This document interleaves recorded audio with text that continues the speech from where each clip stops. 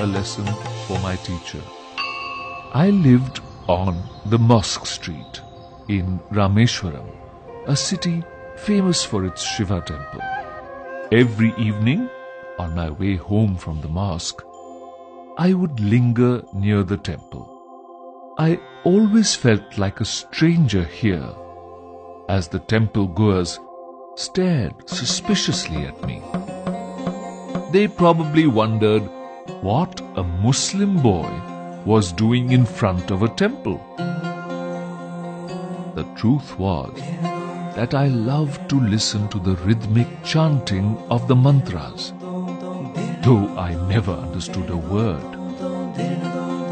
There was a strange magic in them.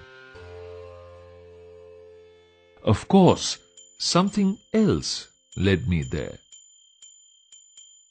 My best friend, Ramanath Shastri, was the son of the head priest.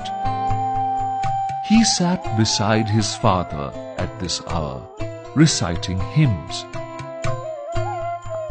Ram would steal a smiling glance at me from time to time.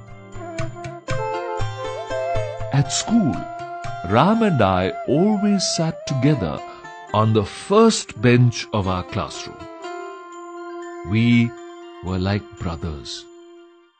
However, being a Hindu priest's son, he wore a sacred thread, while my white cap marked me as a Muslim.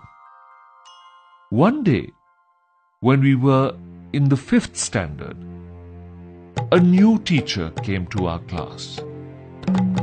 He looked strict.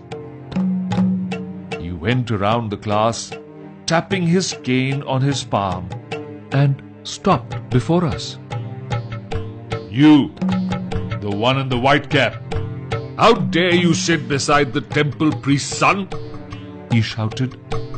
"Go sit on the last bench." I felt hurt. With tears in my eyes, I picked up my books and shifted to the last row. Ram and I wept together silently after school. We thought we would not be allowed to be friends anymore. When I reached home that day, my father looked at me and asked, "Were you crying? What's wrong, son?" I recounted the whole incident to my father, while Ram also told his family the same story.